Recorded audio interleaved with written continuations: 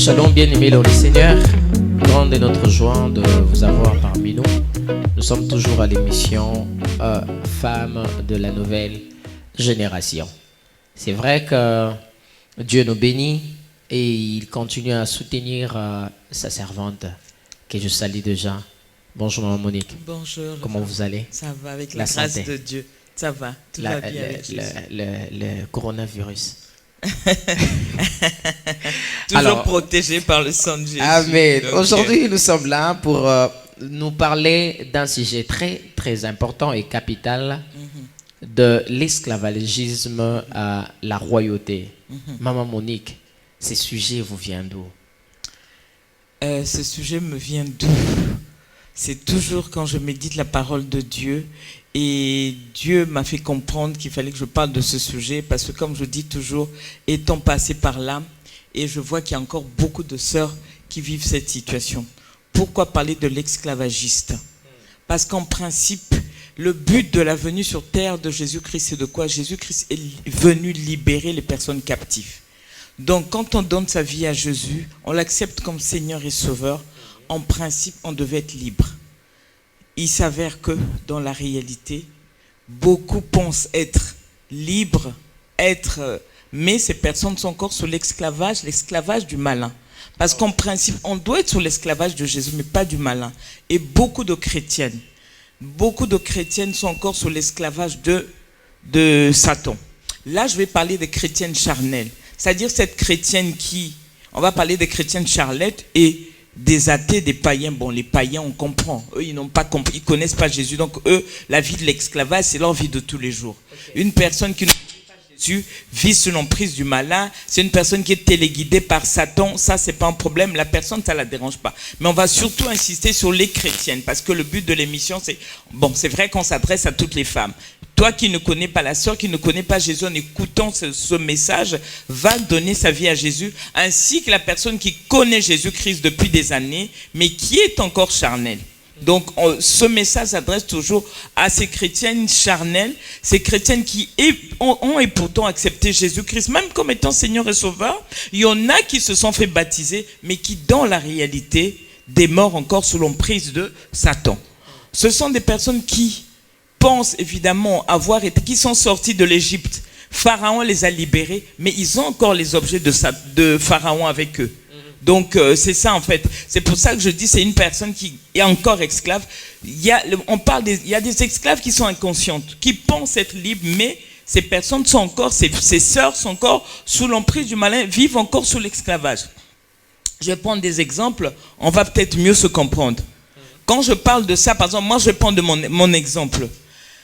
J'étais une chrétienne, j'allais à l'église, mais en réalité, je ne vivais pas la vie de Christ parce que je n'avais pas rencontré vraiment Jésus-Christ. J'allais à l'église, par exemple, mais quand je rentrais chez moi, j'avais toujours les films pornographiques que je regardais. Pendant quelques jours, j'avais pas d'homme à côté. Dans la rue, on me disait, oui, elle vit seule. Mais au fond, quand j'allais à la maison, je regardais les films pornographiques. Quand j'avais les envies, j'allais sous la douche, je me masturbais aussi. Et j'allais à l'église. Je chantais tout. J'avais aussi des responsabilités à l'église. Okay. Donc moi, dans cette situation-là, je peux dire que pour moi, j'avais une connaissance, mais superflue, de Jésus-Christ. Je parlais de Jésus dans la bouche, et j'étais le genre de chrétien dont Jésus parle dans Marc 7, 6. Il dit, quand Jésus-Christ s'adresse aux pharisiens, Jésus-Christ leur dit, ce peuple m'honore de leurs lèvres, mais leur cœur en réalité est éloigné de moi. C'était ça. Dans les églises aussi, il y a beaucoup de personnes qui sont encore là. Je ne vais pas citer le nom. Dans mon église, par exemple, j'ai surpris un enfant avec le portable d'une sœur. Et qu'est-ce que j'ai vu sur ce portable-là? Les images pornographiques. Il y a beaucoup de couples. Si nous comprenons bien, Maman Monique, nous sommes au 21e siècle. Oui, bien sûr. Et il y a la parité. Eh bien, lorsque vous nous parlez de l'esclavagisme, vous touchez vraiment à quoi spécifiquement? Au péché? Au péché, justement. Quand malgré le mot chrétien, mais quand on vit encore cette vie dans le péché, quand on est encore sous l'emprise du malin. On croit être avec Jésus, mais non, notre maître, c'est Satan. Quand je viens à l'église, par exemple, et que je demeure dans le mensonge, je fais des choses selon mes pulsions, comme selon mes désirs charnels, excusez-moi, je suis encore sous l'emprise de Satan. Quand une femme va s'habiller, moi au début quand je sortais, je mettais des habits juste serrés, je voulais montrer mon corps, mes formes, tout ça c'était dans l'espoir d'attirer, de séduire les hommes, alors que j'étais occupé, mais au fond c'était pas le cas. Donc j'ai pensé à toutes ces sœurs-là. Il y a des sœurs par exemple, tu es là, tu es avec une personne, mais en cas de besoin, cet homme-là n'a pas d'argent, qu'est-ce que tu vas faire? À côté, tu vas appeler un homme. Vous voyez, un mouchina, quelqu'un que tu vas séduire, dépanne-moi de 50, 10 euros. Cet homme-là, qu'est-ce qu'il va faire? Il va t'inviter, tu vas aller, tu vas prendre un petit café avec lui, tu vas le nourrir d'espoir. Alors que quand on est avec Jésus, là, tu n'es pas avec Jésus, tu es encore sous l'esclavage de Satan. Tu sers deux maîtres à la fois. Et je veux parler à ces personnes-là parce que Jésus-Christ ne veut partager sa gloire avec personne. Ou on est avec Jésus, on se donne totalement, on accepte les moments de malheur ou pas, ou soit on sert Satan. Et on ne peut pas servir deux maîtres à la fois. Quand il y a un mélange comme ça, non. Vous voyez, c'est un peu ça. Donc, lorsque vous êtes attaché à quelque chose, au péché, à un désir ou à quelque chose, vous devenez esclave de la chose. Oui. Alors là, que représente Maman Monique par rapport à ce que nous allons dire aujourd'hui? Que représente la royauté, par exemple? En fait, la royauté représente le fait d'être affranchi. La royauté représente l'étape où en fait tu expérimentes Jésus-Christ, tu acceptes Jésus-Christ comme étant Seigneur et Sauveur et que tu mettes sa vie en pratique. À partir du moment où en fait, la royauté, c'est le fait de devenir cette femme vertueuse, cette femme distinguée, libre. Cette femme libre, justement. Okay. Libre, en fait, qui n'a plus de relation, qui ne vit plus la vie de péché. Ça peut t'arriver de tomber, c'est-à-dire que tu haïs le péché. Ça peut t'arriver de tomber, mais tu te relèves tout de suite, quoi. C'est-à-dire que tu veux suivre Jésus-Christ, tu l'acceptes, et Jésus-Christ fait partie intégrante de ta vie. Tu prends le temps avec Jésus-Christ.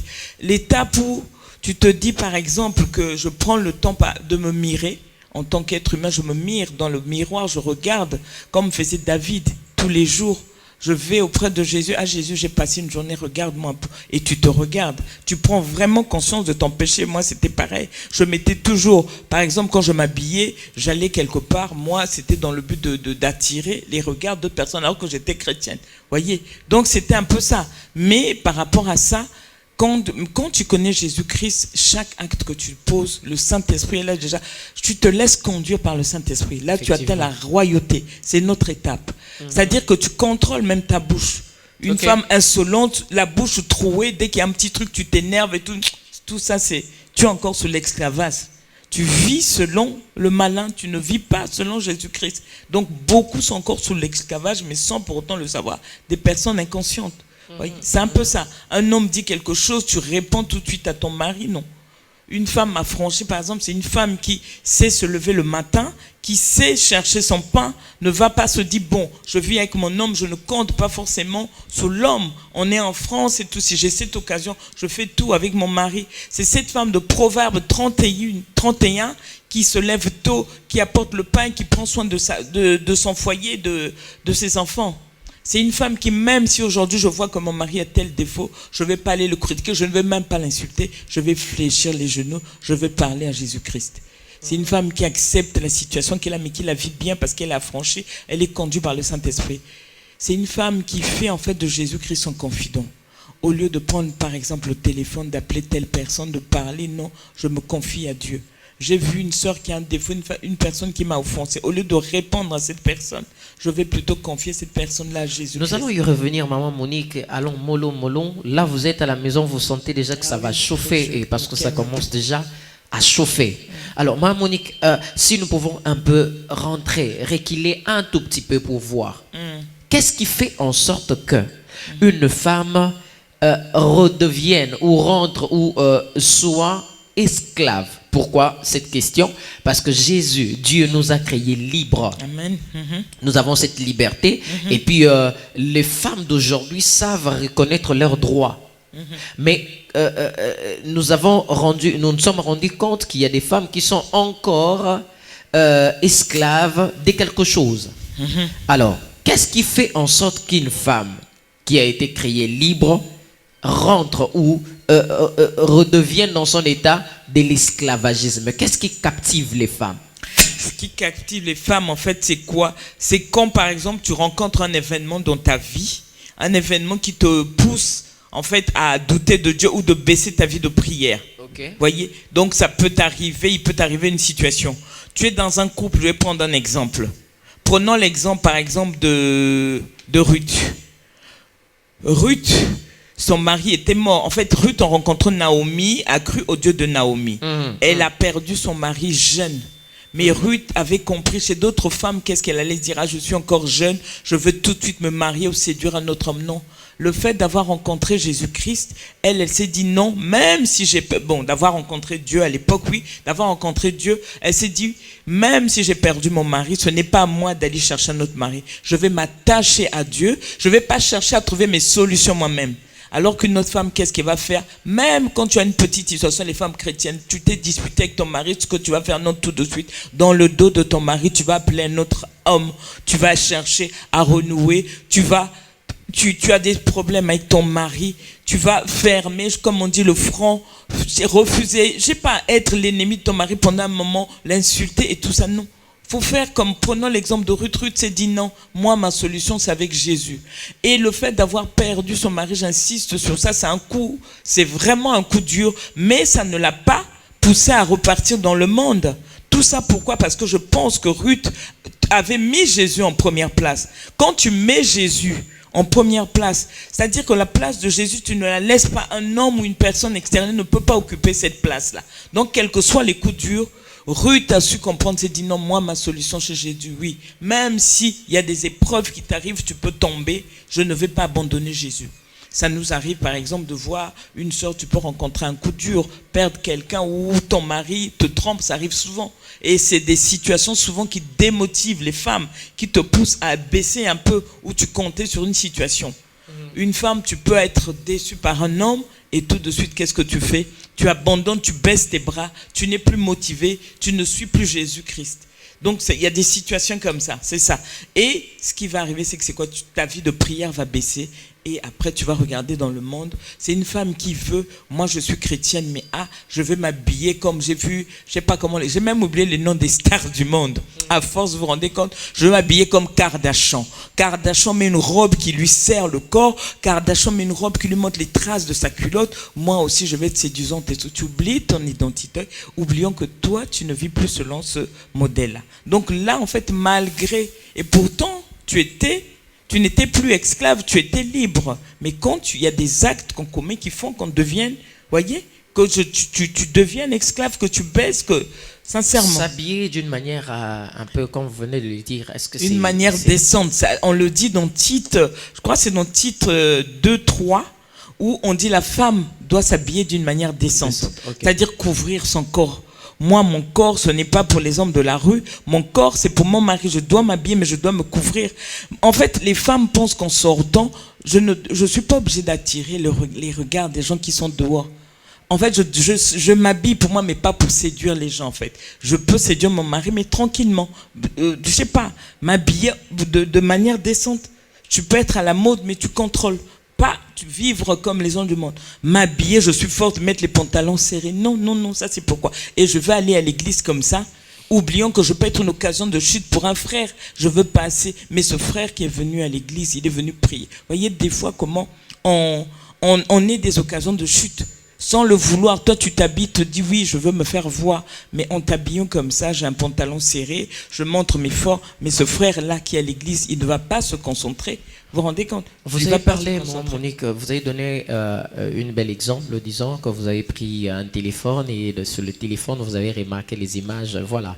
Alors, est-ce que, ma question est de savoir, c'est un péché qu'une femme, mariée ou pas, de regarder des films pornographique. Oui, c'est un péché parce que quand tu regardes les films pornographiques comme ça, tu fais honneur au malin. Tu n'as pas besoin de regarder les films pornographiques. Vous êtes avec votre mari, vous organisez votre vie. Même dans un couple, votre vie sexuelle doit être conduite par Jésus-Christ. Ça, c'est non. Regardez, avoir les films pornographiques, là, c'est des actes qui ne glorifient pas Jésus-Christ. Vous pouvez être ensemble. C'est-à-dire que c'est ce qu'on dit, même une vie de couple, une vie sexuelle, elle doit être rythmée. On doit la mener selon Jésus-Christ. On est les chrétiens, on doit faire cette différence-là. Les films pornographiques, non, ça c'est un grand péché. Comment diriger une relation amoureuse à la manière de Jésus-Christ, dont nous savons tous que Jésus-Christ n'était pas marié? Quel modèle? Ça s'est passé comment en fait? Explique-nous, maman Monique. Jésus-Christ n'avait pas de femme. Tout à fait, Jésus-Christ n'avait pas de femme. On allait tricher, comment est-ce que lui il a fait? Mais lui, il n'avait pas connu cet état de mariage. Justement, alors, la Bible est là pour nous enseigner. Une vie sexuelle, en fait, on doit la mener selon Jésus-Christ. C'est-à-dire qu'on doit avoir une vie. Tu as ton mari, il y a même des actes qu'on doit... Je vais par exemple prendre un exemple. Je vais regarder les films pornographiques, qu'est-ce que ça va m'apporter? Voyez, les idées, en fait, non, j'ai mon mari qui est là, je vais me contenter de lui. Je ne suis pas insatisfaite pour aller voir. On a Jésus. En fait, Jésus doit vous conduire dans votre couple. C'est-à-dire, il y a même dans un couple, il y a des positions que vous devez prendre. Tout doit être rythmé selon la Bible. C'est-à-dire que, je vais par exemple dire un fait. Dans le monde, il y a des gens, par exemple, des couples mariés qui pratiquent, par exemple, la sodomie. Ça, ce n'est pas normal. Voyez? Et la Bible refuse. N'est pas normal. Justement, non. Selon la Bible, non. L'interdit carrément. Il y a un passage biblique pour ça. Je vais vous sortir les passages bibliques par rapport à ça. Maman Monique, je vous assure, il y aura un message spécialement sur ça, les relations sexuelles, comment mener une vie conforme à Jésus-Christ. Donc, c'est vraiment pour ne pas qu'on s'éloigne de notre sujet, mais ça, ce n'est pas normal. Donc, on doit justement, il y a un endroit, on parlera mieux de ça, justement. Donc, bien aimé, tout doit être rythmé. Votre vie sexuelle rythmée selon Jésus-Christ. Donc, il y a beaucoup de choses à dire là-dessus. Alors, donc, vraiment, on n'est pas des animaux, donc il y a fou là. Donc vous n'êtes pas des animaux, donc, il y a des choses encore à révéler par rapport à votre manière de faire les choses. Les choses, à la maison. Il y aura un thème spécial pour ça, justement, vous dire comment on doit se comporter. Maman Monique, comment une femme peut être consciente? Qu'est-ce qui peut amener une femme à être consciente de son esclavagisme? Qu'est-ce qui peut l'emmener à être consciente de son esclavage? Parce que nous avons des esclaves inconscientes. Par exemple, tout ce que vous venez de dire, il y a d'autres personnes qui disent déjà que non, oh, mais c'est normal. Ben, c'est normal, mais or, ce n'était pas bien. Alors, qu'est-ce qui pouvait aider une femme à sortir de son esclavagisme? De son esclavagisme, c'est déjà qu'elle soit enseignée. Quand tu suis des enseignements. Dans les enseignements, nous, par exemple, ceux dont on parle, on les parle. Il y a des enseignements qui sont là. Tu dois être enseigné. C'est pour ça que je dis, mener sa vie chrétienne à la maison seule, c'est difficile. Parce qu'il y a des choses que tu ne sauras pas. Tu es esclave, c'est vrai que tu vas sur Internet, tu écoutes, mais tant que tu n'as pas, tu dois suivre un programme, tu dois être enseigné et te donner ta vie à Jésus. C'est-à-dire que cette personne-là doit vraiment faire la rencontre de Jésus. Quand tu es nourri de la parole de Jésus, la parole de Jésus-Christ parle, la Bible te parle simplement. Moi, il y a des actes que je pose des fois, mais quand tu lis la parole, le Saint-Esprit t'indexe lui-même. C'est-à-dire que cette femme-là doit se laisser conduire par le Saint-Esprit. Quand tu es conduit par le Saint-Esprit, en fait, le Saint-Esprit te discipline. C'est ça, en fait. Moi, je vais vous dire une chose. C'est quand tu fais l'expérience de Jésus-Christ, quand on dit quand Jésus-Christ t'a franchi, quand la parole de Dieu t'a franchi, il y a des choses que tu ne peux plus faire. C'est-à-dire que tu vas te rendre compte que si tu es esclave, tu dis non, j'ai fait la rencontre de Jésus, j'ai expérimenté Jésus. Expérimenter Jésus, c'est quoi? De marcher avec Jésus, c'est-à-dire que tu prends le temps de lire la parole de Jésus-Christ, d'aller en profondeur, tu as le dialogue avec Jésus-Christ. Jésus-Christ te parle, Jésus-Christ te dit, tu te mires. Et comment tu peux te rendre compte aussi, c'est que déjà la première des choses, il faut déjà que tu sois sincère avec toi-même. Que tu te dises que je me mire par rapport au comportement, par exemple, que je n'ai pas normal. Le Saint-Esprit, quelque part, va te dire ça. Mais il y a une décision à prendre. Je me dis, bon, je vais vraiment prendre le temps. En fait, elle doit prendre le temps de vivre l'expérience avec Jésus, prendre le temps d'être éduqué, prendre le temps par Jésus-Christ, d'écouter la parole de Jésus-Christ et de la mettre en pratique. Vous savez, si je vous dis ça, moi, la société n'avait pas pu m'éduquer, même mes parents n'ont pas su m'éduquer. Hein. Et je pensais aussi, pour moi, on me disait à l'époque, si tu me dis que tu étais esclave, je disais non, je n'étais pas sous l'esclavage, je pensais être avec Jésus-Christ. Mais c'est quand j'ai vécu l'expérience avec Jésus-Christ, c'est-à-dire que quand je me suis laissé conduire par le Saint-Esprit, et le Saint-Esprit commençait à me révéler les choses, je l'acceptais. Alors, Maman Monique, comme on venait de le dire, est-ce qu'une femme jolie, belle de taille et de figure, lorsqu'il met quelque chose pour présenter la gloire des dieux, elle met quelque chose trop serré pour présenter ce qu'elle est, c'est vraiment un péché ça? Si, c'est un péché parce que la parole de Dieu nous recommande dans 1 Timothée 2,9 qu'une femme doit s'habiller de manière décente. C'est-à-dire que oui, justement, donc s'habiller de manière décente avec de la pudeur, c'est garder, ne pas présenter ses formes. Justement, garder, c'est-à-dire être bien couverte. Ces formes, on les garde pour son homme. Moi, avant, bien qu'étant chrétienne, quand je sortais, si je mettais pas une petite jupe, j'étais pas tranquille. Parce qu'en fait, moi, quand je sortais dans la rue et que je voyais les hommes se retourner, pour moi, j'étais contente. Alors que ça, j'étais encore, je pensais être, et pourtant, j'avais la parole de Dieu, je pouvais parler de la Bible, mais je me suis rendu compte que j'étais sous l'esclavage du malin. Parce que moi, si je sortais et que les hommes ne se retournaient pas, j'étais pas contente. Quand les hommes se retournaient, j'étais là, je disais, je suis belle et tout. Alors que ça, c'était l'esprit de Jézabel qui m'animait. Belle, c'était quoi? Donc quand les gens s'arrêtaient, me regardaient dans la voiture, j'étais contente, je me suis dit oui. Et pourtant, j'avais quelqu'un, mais je me disais oui, j'attire cet homme-là et tout. Et vraiment, je demande pardon à Dieu parce que là, j'allais à l'église et pourtant, donc c'était ça. Moi, je voulais pas m'habiller comme les mamans. Je disais non, moi, je suis jeune et pourtant, étant malgré mon âge, alors que quand j'ai rencontré Jésus, que je me suis dit mais ça c'est bête. Donc quand je vois ça, si je m'habillais de telle sorte que je veux déranger, que les gens se retournent, moi je me disais je suis belle et tout. Je voulais attirer. Je mettais même les habits plus pour attirer le regard des gens. Alors que la Bible ne nous recommande pas ça. Habillez-vous d'une manière sobre et tout ça, soyez.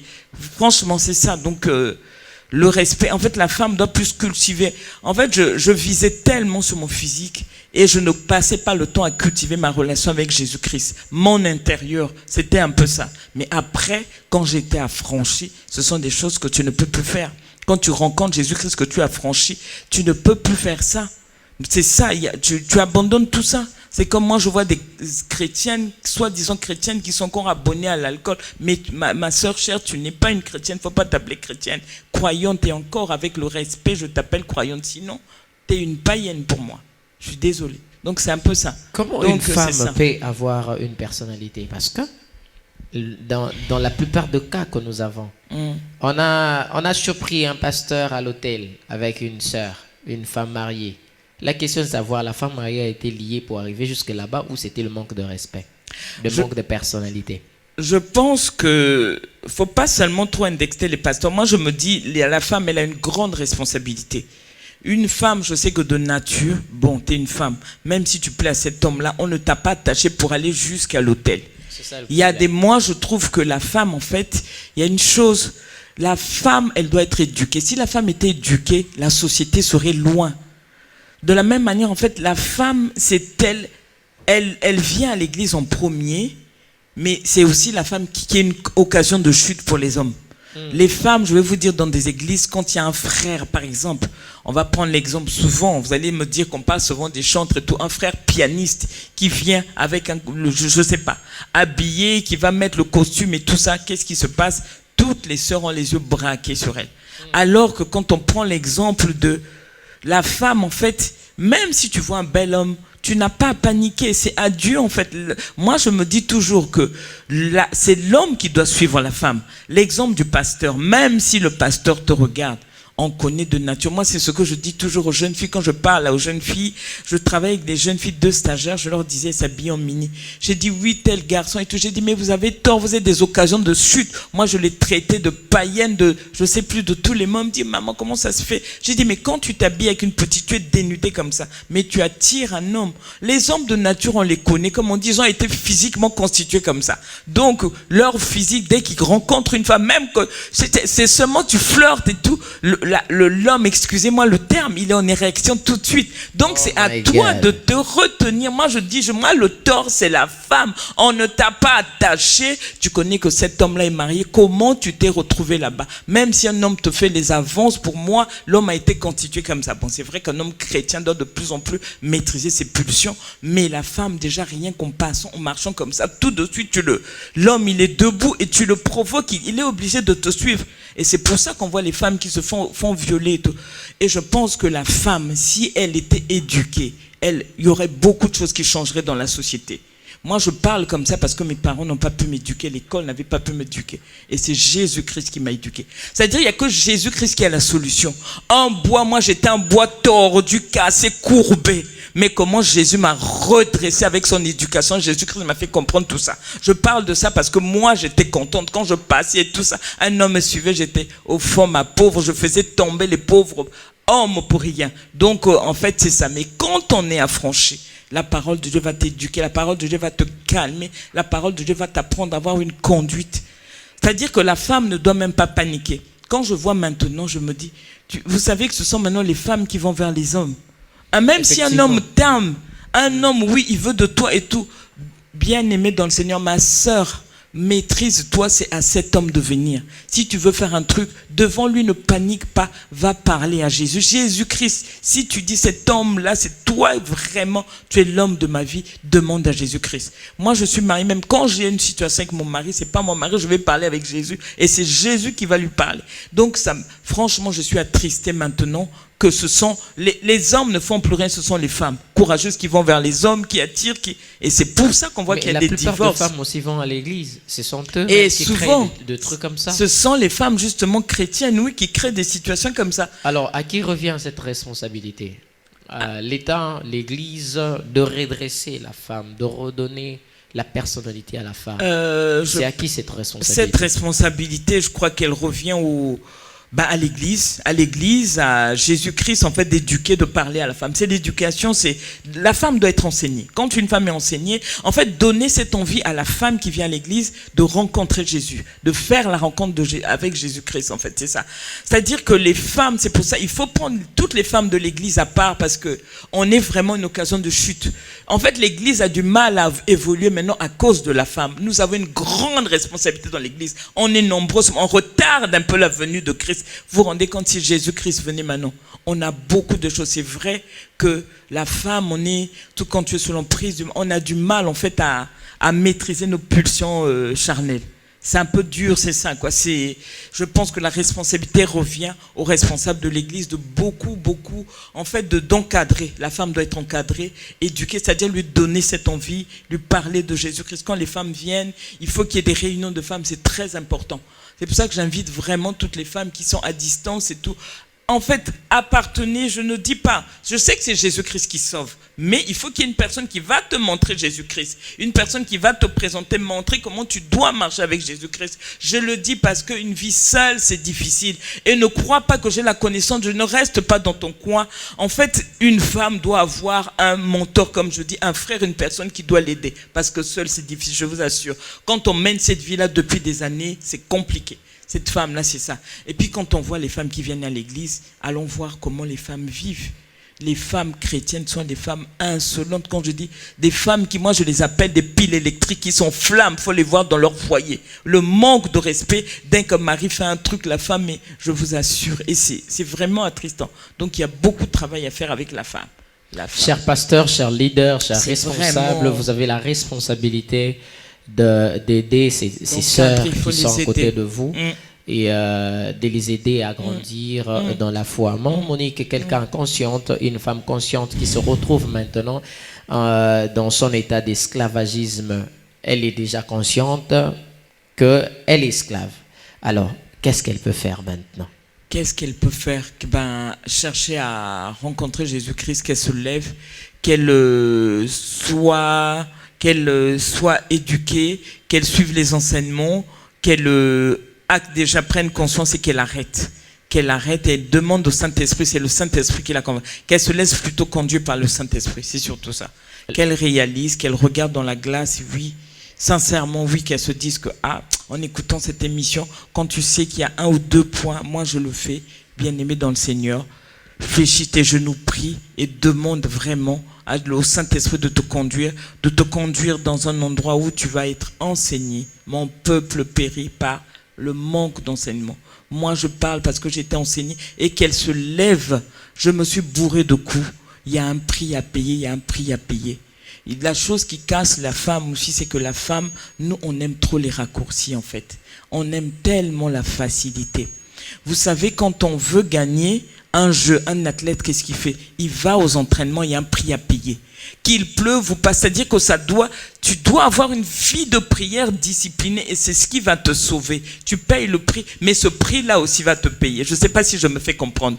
Je paye un prix, mais c'est un prix qui va me payer. Nous, ce qu'on veut, c'est c'est-à-dire qu'on ne veut pas, on est des partisans du moindre effort. Je vais aller aux entraînements, je vais chercher à courir. C'est dur, hein, les athlètes souffrent. Hein. Tu veux courir aujourd'hui, tu vas te blesser parce que courir, la force et tout ça, tu marches à pied sous le soleil. Au contraire, ce sont ces efforts-là qui te payent. Je vais aux entraînements, aujourd'hui tu peux te blesser, c'est pareil. Je vais à l'église, oui j'ai des enfants, il pleut. Mais justement, c'est en faisant cet effort de sortir, va dans un endroit où tu vas être enseigné. Parce que le fait de t'arrêter à la maison, internet et tout, non, ça ce sont des raccourcis, non. Va à pied, cours, tombe, c'est ce qui va te sauver. Nous, ce qu'on veut, c'est quoi? Je veux monter à moto, vite arriver. Non, tu vas vite arriver, mais tu vas arriver comment? Dans quel état tu vas arriver? Vas-y, souffre. Il faut que tu te blesses. Que tu as mangé ou pas, vas-y. C'est un effort. Laisse ce que tu veux faire, même les choses importantes. Au contraire, Dieu n'est redevable de personne. Je vous assure, si je parle comme ça, c'est parce que je sais que j'ai payé ce prix-là. Et ce prix-là m'a payé. Ce prix paye et au bout, ça te fait tellement de bien parce que sinon, on a tellement beaucoup de choses. Moi, je me dis, la femme a beaucoup de tard. Et je pense que quand une femme, tu as franchi, ton mari ne peut que te suivre. En fait, c'est ça. Et nous, l'erreur qu'on commet, surtout les femmes chrétiennes qui sont mariées, vos maris ont pris la place de Jésus-Christ. Et ça, c'est une erreur. Jésus-Christ doit prendre la première place. C'est-à-dire, quand tu comprends cela, ça te donne une force. Tu ne peux pas savoir. C'est-à-dire que personne ne peut même t'empêcher. Tu dois te dire que personne, la place de Jésus-Christ, mon mari, tu vas m'empêcher comment d'aller à l'église. Je te fais comprendre que tu es ma priorité. Je vais prier pour toi. Donc après, c'est Jésus qui fait le reste, en fait, c'est ça. Donc la femme, vraiment, et c'est ce qui va faire que la femme change, que la femme... Vous savez, moi, je parlais avec un frère une fois. Ça m'a attristé parce que ce frère-là m'a dit, tu sais, la sœur, c'est dans l'église, hein. Les belles femmes sont les femmes les plus faciles. J'ai dit quoi? Elle m'a dit oui. Quand tu vois la caricature, pourquoi? Quand tu grattes et tout. J'ai dit mais c'est... Quand elle m'expliquait des choses, j'ai dit oui. Et c'est pour ça que Jésus-Christ, je me lève, je viens parler à la femme. Parce que je sais que la femme, tu as tellement de valeur. Cette femme, on a beaucoup d'atouts. Regardez ce qu'on fait. On est là, on s'occupe de nos enfants, de nos foyers. On est là, on se lève le matin, on va chercher de quoi manger. C'est vrai que le mari est là, c'est là le rôle de... Mais nous aussi, la femme, on contribue. On est à l'église, on a tellement d'atouts. Et Dieu nous a dotés d'une intelligence. En fait, la femme n'utilise presque pas sa matière grise. On vise tellement sur le physique alors que c'est, voyez, c'est un peu ça quoi. Il y a beaucoup de choses à dire sur la femme. Je parle de ça parce que je suis une femme, j'aime la femme. Si j'ai parlé comme ça, c'est pas pour offenser, mais demander à la femme de se lever quand tu découvres cela, bien aimé. Ce ne sont pas les choses qui vont c'est pas toi qui vas suivre, mais ce sont ces hommes-là qui vont vous suivre. C'est les hommes, c'est l'argent, tout va te suivre après. Prenons l'exemple de Ruth. Ruth qui était là, son mari était mort. Qui savait? Elle est allée. Quand elle est allée avec Naomi, Naomi lui a dit non, après la mort de ton mari, repars dans ton pays, repars. Elle n'a pas voulu parce qu'elle a compris que moi, je connais ce Dieu-là, découvert la valeur de ce Dieu-là. Elle ne suivait pas ce Dieu-là par intérêt, mais elle était tellement simple. Elle voulait simplement appliquer les principes de Dieu. Elle est allée dans les champs de Boaz. Elle savait que Boaz était un homme riche. Mais Ruth elle ne s'est pas fait distinguer. Elle n'avait pas cherché à séduire Boaz. Mais c'est Dieu lui-même. En fait, quand Dieu touche la personne, que ce soit l'homme ou quoi que ce soit, et même le travail, tout va venir vers toi. La première des choses, attache-toi à Dieu. Sois sobre, applique les principes de la vie chrétienne. Attache-toi à Dieu et apprends. Aie l'habitude d'apprendre les principes de Dieu. Amen. Ça t'aidera à grandir. Mon Monique, pour celle-là qui... est consciente, comme nous venons de le dire, mais elle sait quelle adresse ou par où commencer, parce qu'elle a peur d'ailleurs d'être encadrée par un frère, parce que déjà, par l'expérience. Ouais. Il y a un frère qui l'encadrait, mais ça finit à l'adresse de l'hôtel. Alors là, elle ne sait pas comment c'est cadré. Et est-ce que vous avez des indicatives? Est-ce que vous avez de prescriptions médicales spirituelles? C'est-à-dire, par exemple, lis la Bible à 10 heures, regarde, voilà, les Saint-Esprit peut te parler de cette façon. Est-ce que vous avez des trucs comme ça à donner à celle qui veut d'abord prendre soin d'elle-même d'abord? Parce que la conscience commence personnelle et puis c'est dirigé vers une église, vers un endroit où, donc, comme vous venez de le dire, est-ce que vous avez des trucs comme ça de médicaments à lui donner déjà? Médicaments, en fait, c'est premiers soins. Qu'elle se donne, qu'elle se tourne vers Jésus-Christ, sincèrement, qu'elle prie, qu'elle demande au Saint-Esprit de l'orienter. Et quand tu te laisses conduire par le Saint-Esprit et le Saint-Esprit va t'orienter, il y a des mamans qui sont là, il y a des endroits, des lieux de culte où on prêche la parole de Jésus-Christ, où Jésus-Christ, il y a une parole révélée, une parole qui sauve. Tourne-toi vers ces sœurs-là, même si tu ne veux pas te révéler. Au début, tu peux leur envoyer un mail, un petit mot, même si tu ne veux pas te faire connaître. Un petit mail. Il y a des correspondances maintenant, il y a tout. La technologie est tellement développée. Pose des questions. Parce qu'en fait, quand tu le fais toute seule, tu peux rencontrer des situations. Pose des questions. Rentre d'abord en contact. Même si ce n'est pas un contact physique, appelle ou pose des questions. Il y a telle situation, la personne va t'aider. Parce que si je dis à cette femme-là de lire la Bible, elle est encore aveuglée, elle ne va pas comprendre pour le moment. Donc, elle va plus passer du temps, ça va plus l'énerver. Donc, la première des choses, si ce message, par exemple, t'a touché, prie le Saint-Esprit, que le Saint-Esprit t'oriente dans un endroit où lui-même est là-bas. Et tu peux prendre contact avec cette personne, même si tu ne te déplaces pas au début, même par téléphone, envoie un mail ou un message, prends le téléphone, essaye de parler avec une maman, une sœur expérimentée dans la foi, et que cette personne t'oriente au fur et à mesure. Cette personne va te guider, cette personne doit te présenter Jésus. Ce n'est pas un homme, c'est Jésus-Christ qui sauve. Mais il faut tomber au bon endroit, on va te dire, Jésus-Christ aime ça. Il faut apprendre à vivre comme ça. En fait, quand tu veux marcher avec Jésus-Christ, où tu vas faire la connaissance de Jésus-Christ, et justement, quand je dis, tu vas vivre cette expérience avec Christ.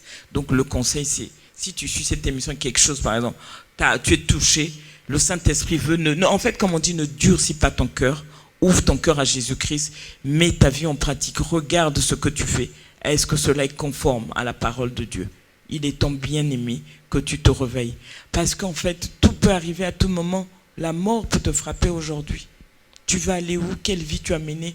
Moi, ça me fait mal parce qu'on a quand même la volonté d'aller à l'église tout le temps. Ou surtout, je sais pas, tu croyante et tout, mais que tu le découvres après. Quand il est trop tard, c'est un peu difficile.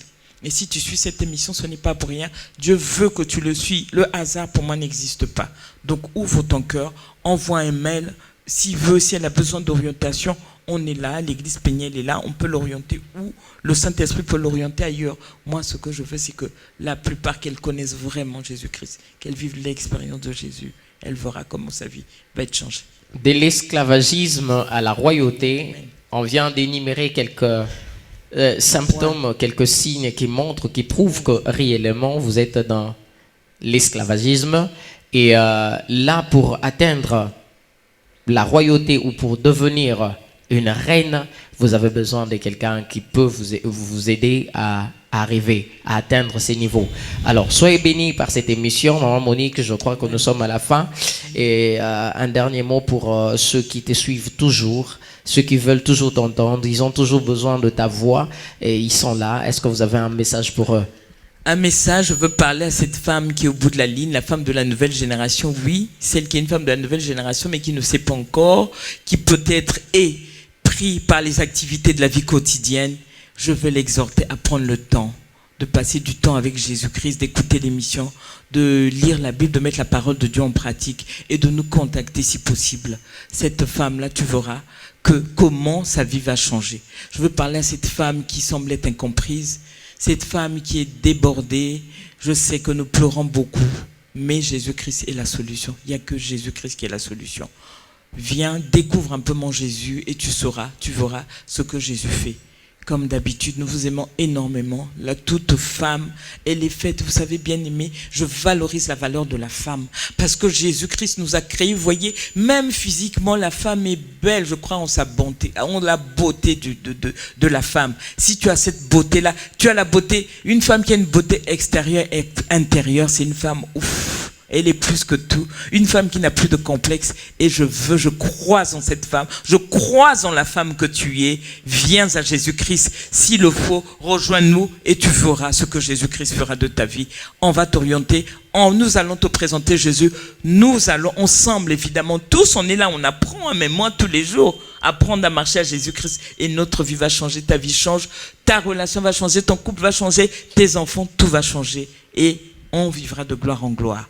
Nous sommes là et la prochaine émission, nous allons plus approfondir et je pense que nous allons plus parler d'un côté qu'on a plus ou moins, qu'on n'a pas tellement développé, comment vivre sa vie de couple, que ce soit une vie sexuelle. On parlera de tout ça quand le Saint-Esprit le permettra. Amen. Ok, grand merci à vous de nous avoir suivis. Soyez toujours connectés et partagez, likez, partagez, envoyez des messages aux voisins, à la voisine et dites-lui qu'il y a des choses qui ne sont ni montées dans le cœur de l'homme, ni dans les pensées de l'autre, mais ça s'est dit ici. Alors soyez bénis, soyez connectés. On se retrouve la semaine prochaine. Merci beaucoup Maman Monique, que Dieu vous bénisse. Merci pour l'inspiration, la nourriture. Continuez à être une source de bénédiction pour nous, les femmes de la nouvelle génération. D'ici là, portez-vous bien. On se retrouve la semaine prochaine. Ciao. Amen.